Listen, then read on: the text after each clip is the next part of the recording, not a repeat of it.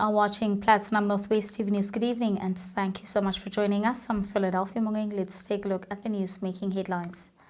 First up, more illegal miners resurface in the Vala Umgodi operation, and the Northwest Premier and the Midvale Water Company in a war of words. In the business news, the rand tanks as Trump poised to return to the White House, and in the sports news, the Betway prize money has been announced by the Premier Soccer League.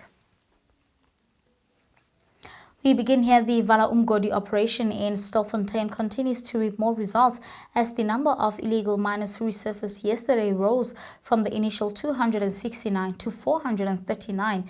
In total, the number of illegal miners who have resurfaced between the 18th of October and the 5th of November sits just above 1,000.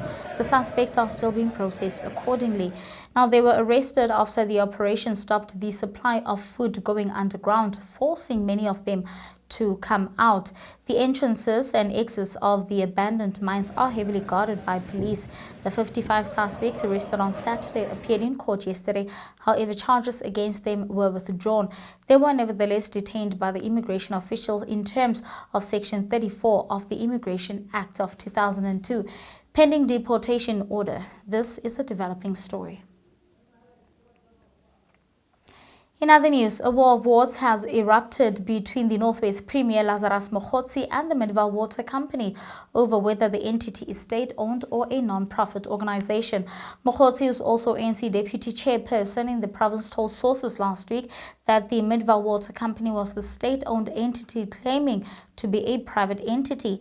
Mokgotsi added that his administration was in discussion with MWC because the entity is using only a quarter of the water to the areas of the Dr. Kenneth Kaunda District Municipality, which includes Matlosana, JB Marks and Makwasi Hills.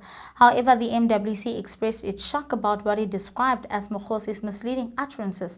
The company's chief executive, David Dikoko, also cautioned against using and turning the water challenges that Northwest residents face into a political and commercial football. In more news, lobby group AfriForum CEO Kali Kriel says that the government does not accede to their demands on the Basic Education Law Amendment Act, thus the BELA Act, they will be left with no option but to head to the courts. Trade Union Solidarity and AfriForum marched against clauses 4 and 5 of the BELA Act, stating that the act takes away the right of the school governing bodies to make important decisions about admissions and language. Kriel says failure to heed to their demands means that the government would have declared Afrikaans as the enemy.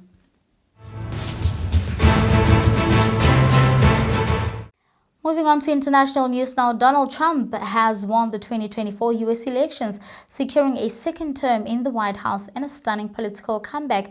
The Republicans have also won control of the Senate.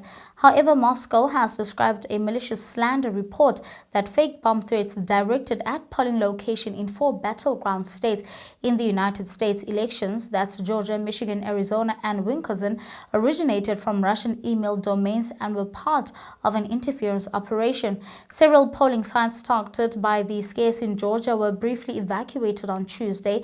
The U.S. Federal Bureau of Investigation said in a statement, noting that many of the hoax bomb warnings appear to originate from Russian email domains. An FBI agent said that Georgia had received more than 24 threats, most of which occurred in Fulton County, which encompasses much of Atlanta.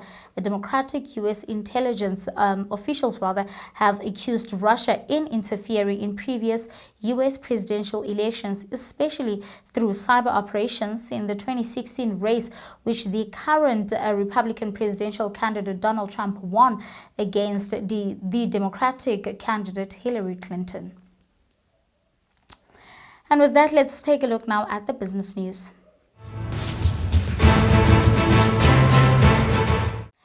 In the business news, the rand tanks as Trump poised to return to the White House. Now, this is the first indication of the impact a second Trump presidency will have on the South African economy.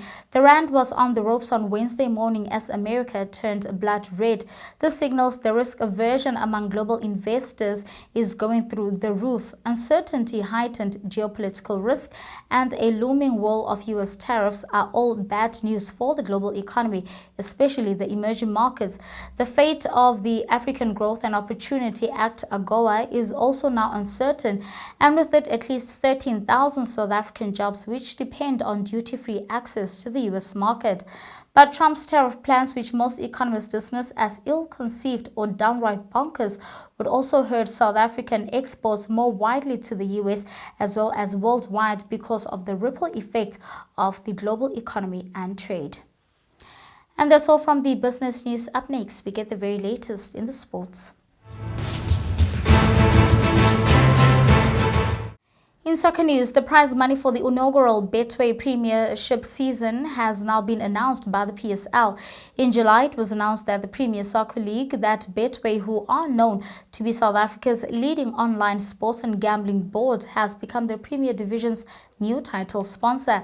At the time, PSL chairman Dr. Ivan Khoza spoke glowingly of how the new deal has become a major boost for sporting, with Betway having taken out DStv, who also did well as the league sponsor in the recent season. The prize money for the league winners has been set at 20 million rand. Moving on to rugby news, Darcy Graham will miss Scotland's test against South Africa on Sunday after the wing failed to pass head injury protocols. Graham came off in closing stages of their Saturday's 57-17 win over Fiji following a head injury suffered while scoring in his fourth try of the game. Scotland boss Gregor Townsend confirmed on Tuesday that Graham will not feature against the Springboks at Murrayfield this weekend. Meanwhile, Duan Vermeulen says that the Springbok know that Scotland are a very different beast these days and are bracing for a fierce and physical challenge. The Springbok have arrived in Edinburgh on Sunday and began their preparation for the match on Tuesday with a gym and field training season. And there was a sense of anticipation among excitement among Boklok, Ruan Norkia and Vermeulen about the challenge ahead. And that's where we're going to have to leave it for tonight. Thank you so much for watching. I will see you on Monday. However, the team will be back tomorrow evening. Till then, good night and take care.